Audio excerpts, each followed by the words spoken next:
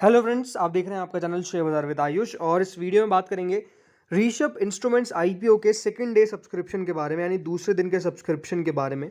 आज कितना पैसा टोटल निकल कर आया है, रिटेल कैटेगरी ने कितना इस आईपीओ को भरा है और इसकी करंट ग्रे मार्केट कितनी है, ये सब दोस्तों इस वीडियो में समझने वाले हैं। क्योंकि आज दूसरा दिन था और कल आखिरी दिन होने वाला है, तो डेफिनेटली सब्सक्रिप्शन मैटर करता है, ग्रे मार्केट मैटर करती है। तो वीडियो को पूरा जरूर देखिएगा फ्रेंड्स। अगर आपने इस चैनल को फर्स्ट टाइम जुड़े हैं तो आप चैनल को जरूर सब्सक्राइब कर सकते हैं।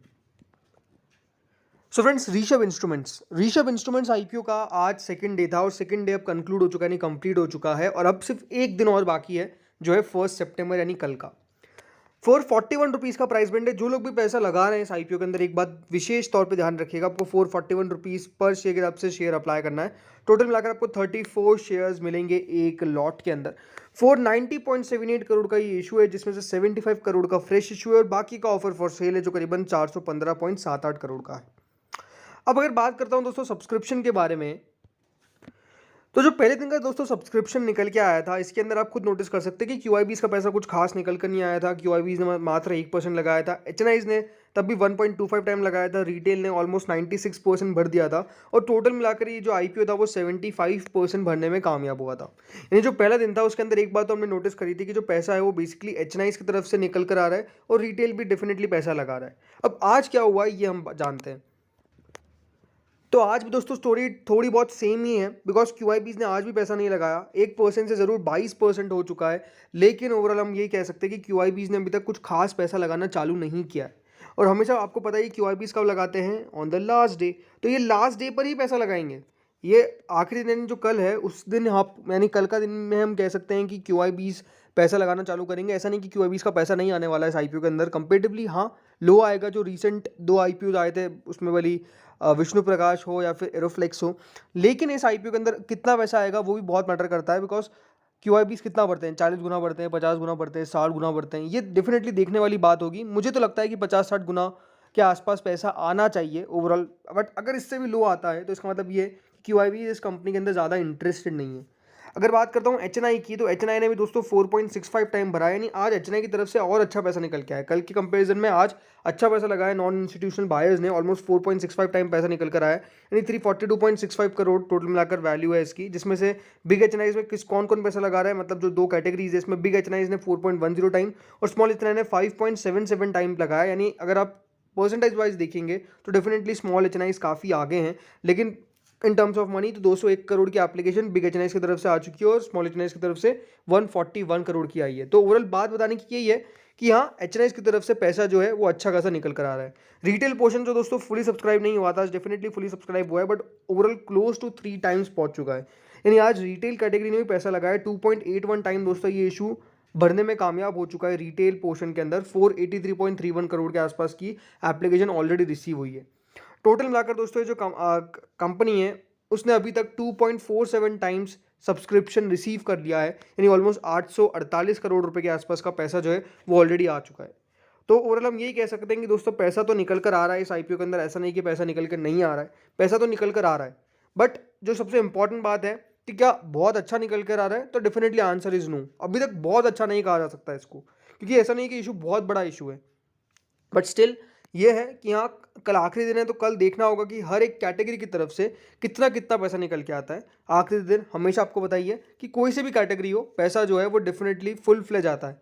तो कल ये देखना है कि क्यूआईबीज कितना पैसा लगाते हैं, एचएनआईज कितना लगाते हैं और रिटेल पोर्शन कितना सब्सक्राइब हो पाता है। टोटल मिलाकर अभी तक तो 2.47 टाइम सब्सक्राइब हुआ है, लेकिन अगर ये आईपीओ 40-50 गुना भी सब्सक्राइब हो जाता है तो एक अच्छा सब्सक्रिप्शन माना जाएगा, या फिर कहूँ बहुत अच्छा सब्सक्रिप्शन इस आईपीओ के अंदर माना जाएगा। बट अगर इससे भी कम सब्सक्रिप्शन निकल के आता है तो डेफिनेटली हम कह सकते हैं कि ये सब्सक्रिप्शन बहुत खास नहीं है। तो ये देखना काफ़ी इंपॉर्टेंट होगा। ऐसा नहीं कि कंपनी का बिजनेस खराब है, बट वैल्यूएशन बहुत मैटर करते हैं, जो एग्जैक्टली आपको इस आईपीओ के अंदर देखने को अभी तक तो मिला है। बट स्टिल जैसा मैंने कहा, आखिरी दिन कुछ भी हो सकता है, आखिरी दिन बहुत पैसा आ सकता है, जितना उम्मीद नहीं किया उससे ज़्यादा भी निकल कर आ सकता है। तो वो बात अपने आप में क्लियर है, क्योंकि 2 दिनों के अंदर एक बात तो हमने साफ नोटिस करी है कि जो एचएनआईज है वो तो पैसा लगा रहे हैं, मतलब 1.25 से ऑलमोस्ट 4.65 तक पहुंच चुका है उनका पैसा। इसका मतलब ये है कि हाँ एचएनआई कैटेगरी की तरफ से तो पैसा जो है वो आ रहा है। वहीं रिटेल ने भी 0.96 से 2.81 लगाया है। अब रिटेल तो एक ऐसी कैटेगरी है जिसको मैं ये कहूँगा कि हाँ वो ऑलमोस्ट हर आईपीओ में पैसा लगाते हैं, रिटेल कैटेगरी का ऐसा नहीं है। बट अगेन मैं हमेशा बात करता हूँ QIBs की, क्यों करता हूँ, ये काफ़ी लोग मुझसे क्वेश्चन पूछते हैं। तो हमेशा दोस्तों ध्यान रखिए QIBs के अंदर आते कौन कौन है।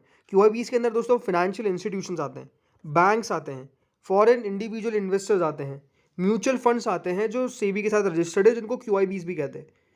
और मोस्ट ऑफ द केसेस में दोस्तों QIBs उन स्मॉल इन्वेस्टर्स को रिप्रेजेंट करते हैं जो म्यूचुअल फंड्स के थ्रू इन्वेस्टमेंट करते हैं। और याद रखिए, म्यूचुअल फंड्स के अंदर अगर आप पैसा लगा रहे हैं तो वो QIBs आपका पैसा ज़ाया थोड़ी होने देंगे, वो उसी कंपनी में पैसा लगाएंगे जहाँ पर उनको लगता है कि हाँ रिटर्न्स मिल सकते हैं, राइट।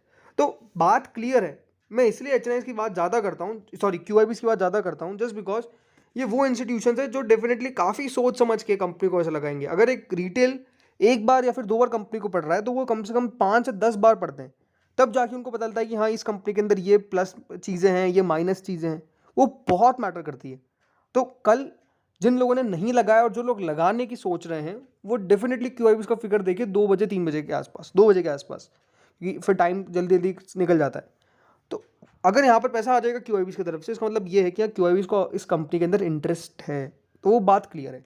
अब अगर मैं बात करता हूँ उसकी करंट ग्रे मार्केट की, तो ग्रे मार्केट तो थोड़ा सा डिसअपॉइंट कर रही है। रीज़न क्या है, 18% दोस्तों ग्रे मार्केट थी, नाउ इट्स ओनली 10.88% या फिर क्लोज टू 11%। सो बात क्या है, ग्रे मार्केट में तो आपको काफ़ी गिरावट देखने को मिल रही है। बाजार का प्रेशर ऑब्वियसली हो सकता है, इसमें कोई डाउट नहीं है। इस अकेले IPO ग्रे मार्केट नहीं गिरी है, विष्णु प्रकाश IPO की भी जिसका अलॉटमेंट आ जाने वाला है उसकी ग्रे मार्केट में भी फॉल देखने को मिला है। बट यहाँ पर बात सिंपल है कि आज जिस तरीके से एरोफ्लेक्स की लिस्टिंग होती है, राइट, उसके बाद जिस तरीके से नीचे आता है, ये भी एक प्रेशर हो सकता है कि आपको देखने को मिल रहा हो। बट मुझे लगता है कि ऋषभ इंस्ट्रूमेंट्स की ग्रे मार्केट में गिरावट जो आ रही है वो थोड़ा सा डिसअपॉइंटिंग ज़रूर है, बिकॉज ये काफ़ी ज़्यादा मैटर करता है सब्सक्रिप्शन के लिए। बिकॉज बहुत सारे ऐसे इन्वेस्टर्स हैं जो सिर्फ ग्रे मार्केट को देख के पैसा लगाते हैं। मैं हमेशा कहता हूँ ग्रे मार्केट को एक पैमाना मत रखिए कि अगर ये अच्छा होगा तो ये लगाऊंगा, अच्छी कंपनी है तो वहाँ पर पैसा आ जाता है। बट स्टिल हाँ, अगर ऋषभ इंस्ट्रूमेंट्स की बात करते हैं करेंटली, तो ग्रे मार्केट में तो फॉल देखने को मिला है, बिकॉज 18% से 10% तक आ रहा है, यानी ऑलमोस्ट 8% का फॉल दिखाना ये थोड़ा सा नेगेटिव क्रिएट करता है। और रीज़न सिंपल है, बाज़ार का सेंटिमेंट भी डाउन है, जो एक बहुत बड़ा रीज़न है। अब यही है कि देखिए, ग्लोबल इक्विटी मार्केट्स अच्छा प्रदर्शन कर रहे हैं, बट इंडियन इक्विटी मार्केट्स में आपको प्रॉफिट टेकिंग देखने को मिल रही है। बट अगेन बाजार में प्रॉफिट टेकिंग आपको पता ही है, जब आती है तो उसके बाद अच्छी तेज़ी आने की पूरी पूरी पॉसिबिलिटी होती है।